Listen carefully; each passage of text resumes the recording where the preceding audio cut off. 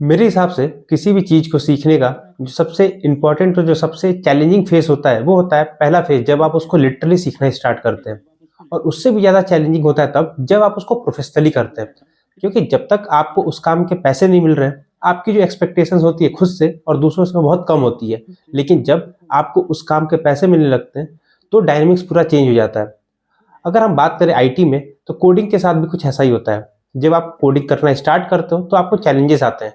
लेकिन वो चैलेंजेस तब और बढ़ जाते हैं जब आप किसी जॉब में होते हो या समहाउ वहाँ पे पैसे इन्वॉल्व होते हैं। जहाँ पैसे आते हैं, वहाँ एक्सपेक्टेशंस आती है। और हम लोगों ने देखा है कि बहुत सारे फ्रेशर्स इनिशियली स्ट्रगल करते हैं क्योंकि उनको ये 5 इंपॉर्टेंट पॉइंट्स के बारे में नहीं पता होता है। अगर उनको 5 पॉइंट पता भी होता है, तो जो आखिरी प्रो टिप है, वो ज़रूर वो मिस कर देते हैं।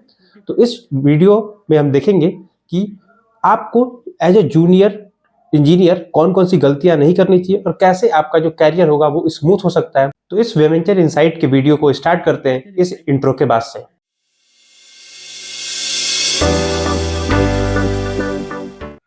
तो इसमें जो पहला पॉइंट है वो है थ्योरी वर्सेस प्रैक्टिकल डिफरेंसेस। जब आप कॉलेज में होते हो तो आपको देने होते हैं कॉलेज के एग्जाम्स। आपने जो प्रैक्टिकल किया या जो भी आपने किया होता है वो कॉलेज के हिसाब से सही किया होता है। लेकिन जब आप आईटी वर्ल्ड में आते हो तो पूरा डायनामिक्स चेंज हो गया होता है। आपने वहाँ पे छोटे-छोटे चीज़ों को एग्जीक्यूट किया था, छोटे प्रोजेक्ट बनाए थे। अभी यहाँ पे बड़ा प्रोजेक्ट इन्वॉल्व है, बड़ी सारी कॉम्प्लेक्सिटीज़ इन्वॉल्व है। तो सबसे इम्पोर्टेंट जो चीज़ है वो ये कि आपको इनिशियली समझना होगा कि जो कॉलेज की रियलिटी है और जो कॉर्पोरेट की रियलिटी है, वो दोनों सेम नहीं है। इस बारे में हमने ऑलरेडी बहुत अच्छा डिस्कशन, बहुत अच्छे पॉइंट्स को कवर किए हुए हैं, जिसका वीडियो आपको आई बटन पे मिल रहा होगा। अगर आपको देखना है तो आप इस वीडियो के बाद से उस वीडियो को भी देख सकते हैं। इसके बाद आगे बढ़ते हैं दूसरे रीजन पे जो है difficult in understanding legacy code. अभी लेगेसी कोड क्या होता है कि कोई एक प्रोजेक्ट है, आईटी मतलब आप कोई कंपनी में हो, वहाँ पे एक प्रोजेक्ट आपको दिया गया है जो बहुत सालों से चल रहा है। मतलब सपोज़ करो कि 2-3 सालों से चल रहा है वो, तो उसमें बहुत सारे डेवलपर्स ने काम किया होगा, ठीक है, आपसे एक्सपीरियंस वालों ने काम किया होगा, ठीक है, आपको वो काम दिया गया है, लेकिन आप वो एबल नहीं हो वो अंडरस्टैंड करने के लिए। तो बहुत सारे डेवलपर्स जो इनिशियल लेवल पे होते हैं ना, उनको ये प्रॉब्लम होता है कि दूसरों ने जो कोड लिखा हुआ होता है ना, क्योंकि वो उनके एक्सपीरियंस के हिसाब से लिखा हुआ होता है और आपका आपका एक्सपीरियंस उतना नहीं है, तो आप वो अनेबल टू अंडरस्टैंड हो अभी, तो वहाँ पे आप लैग करते हो। तो ये एक बहुत बड़ा रीज़न है कि आप फर्स्ट जॉब आपका होता है ना, उसमें आप लैग करते हो।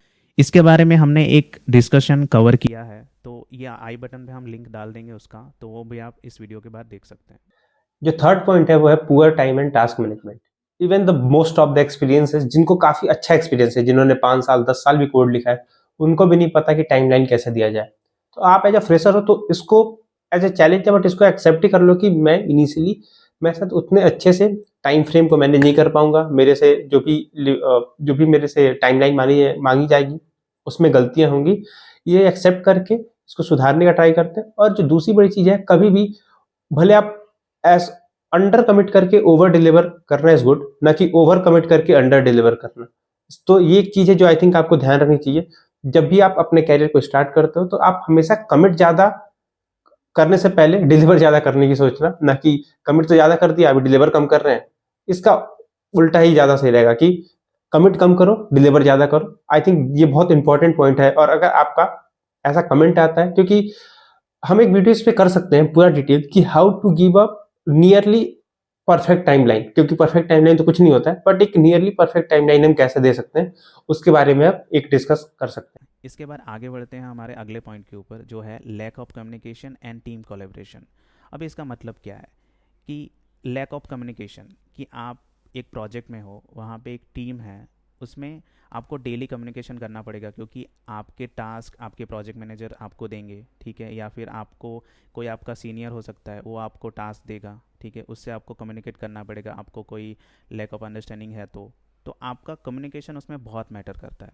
अगर वहाँ पे आपने अपने कोई टास्क अंडरस्टैंडिंग में कुछ गलती कर दी, तो आप वो गलती वाला डेवलपमेंट कर लोगे, क्योंकि आपने अंडरस्टैंड उसको सही से किया नहीं है, और उसको बाद में कवर अप करना बहुत मुश्किल हो जाएगा, क्योंकि आपको लिमिटेड टाइमलाइन मिली हुई है, ठीक है। तो क्लियर कम्युनिकेशन बहुत ज़रूरी है। तो इस पे आप लैग करोगे ना, तो आपको बहुत सारी प्रॉब्लम हो सकती है। अभी आते हैं टीम कोलेब्रेशन के ऊपर।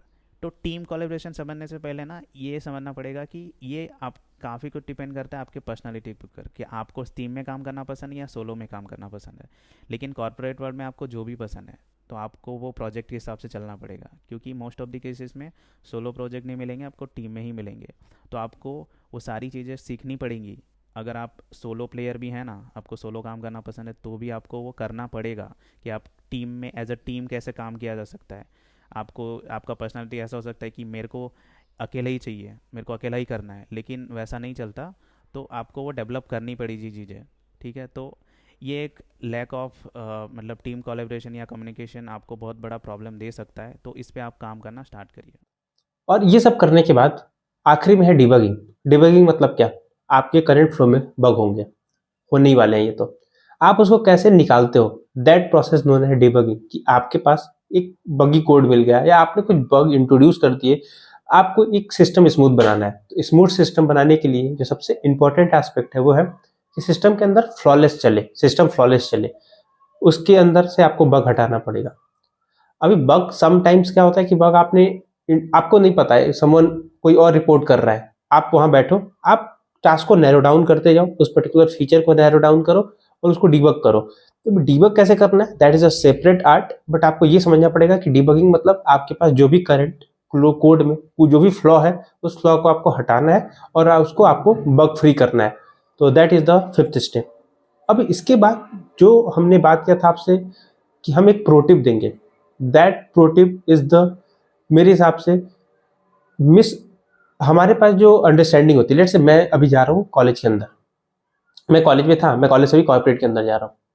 अभी मेरे दिमाग में जो एक रियलिटी होती है ना, वो मिसमैच्ड होती है, क्योंकि हमने बहुत सारा कंटेंट कंज्यूम किया हुआ है कि ऐसे आईटी होती है, day life of engineer, this, बहुत सारी चीजें ऐसे हमने कंज्यूम की है जैसा होता ही नहीं है, मतलब बहुत ज्यादा। अगर उसके बारे में हमने ऑलरेडी डिस्कशन किया है कि क्या आपकी एग्जैक्ट रियलिटी होनी चाहिए आईटी इंडस्ट्री से, उसका वीडियो हम वापस से लिंक कर देंगे आई बटन पे, जिसको आप देख सकते हैं। उस वीडियो में मैंने बहुत डिटेल डिस्कशन किया कि एज ए फ्रेशर क्या आपका टेक होना चाहिए, क्या आपकी अंडरस्टैंडिंग होनी चाहिए, क्या आपका माइंडसेट होना चाहिए before starting your career. And आप आई थिंक बहुत सारे प्रॉब्लम से बच सकते हो बाई फॉलोइंग कि मेरे को क्या करना है और क्या नहीं करना है। तो ये थे कुछ प्राइमरी रीज़न जिसकी वजह से जूनियर्स डेवलपर काफ़ी स्ट्रगल करते हैं अपनी फर्स्ट आईटी जॉब में। आपको लगता है कि हमने कोई पॉइंट मिस कर दिया जो आपने फेस किया है अभी तक, तो आप हमें कमेंट कर सकते हैं। और अभी मिलते हैं किसी और डिस्कशन वीडियो में, तब तक के लिए धन्यवाद।